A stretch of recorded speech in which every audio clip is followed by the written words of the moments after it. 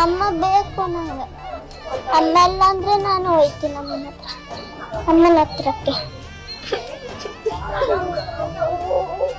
ನನ್ನ ಅಮ್ಮನ ಬದಿಸ್ಕೊಡಿ. ಮತ್ತೆ ಮಾಡೋದೆಲ್ಲ ಮಾಡ್ಬಿಟ್ಟು ಆ ಪಕ್ಕದ ಮನೆಯಲ್ಲಿ ಹೋಗಿ ಔಸ್ಕೊಳ್ಳೋದು ನಮ್ಮಪ್ಪ.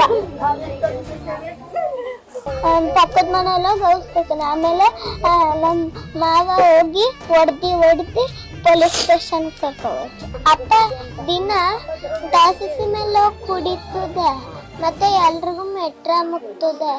ಮತ್ತೆ ನಮ್ಮ ಅಮ್ಮಮ್ಮ ಬಂದಾಗ ಏನು ಮಾಡಕ್ಕಿಲ್ಲ, ನಮ್ಮ ಅಜ್ಜಿ ತಾತ ಬಂದಾಗ್ಲೂ ಏನು ಮಾಡಕ್ಕಿಲ್ಲ.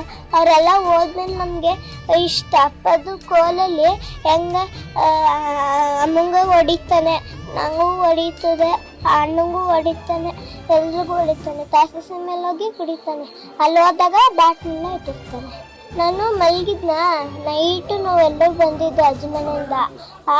ಆಗ ನಾನು ಮಲಗಿಬಿಟ್ಟಿದ್ನ. ಅಣ್ಣನು ಬಂದು ನನ್ನ ಜೊತೆ ಮಲ್ಕೊಬಿಟ್ಟ. ಆಮೇಲೆ ಅಮ್ಮ ನಾನು ಬರ್ತೀನಿ ನಡೀರಿ ಅಂದ್ಬಿಟ್ಟು ನನ್ನ ಮಲಗಿಸ್ದ. ಆಮೇಲೆ ಅಪ್ಪ ಒಡೆಯೋ ಸೌಂಡ್ ಕೇಳಿಸ್ತು. ಅದೇನೋ ಪಕ್ಕದ ಮನೆಯವ್ರು ಇರಬೇಕು ಅಂತ ನಾನು ಮಲ್ಕೊಂಡೆ. ಆಮೇಲೆ ಪುನಃ ಎದ್ದು ನೋಡಿದ್ರೆ ಕೂತ್ಕೊಂಡೈತೆ ಅಮ್ಮ ಟಿವಿ ನೋಡ್ಕೊಂಡು. ಆಮೇಲೆ ಪುನಃ ಎದ್ದು ನೋಡಿದ್ರೆ ಸೋಫಾ ಮೇಲೆ ಟಿವಿ ಹಾಕೊಂಡ್ಬಿಟ್ಟು ಕೂತೈತೆ.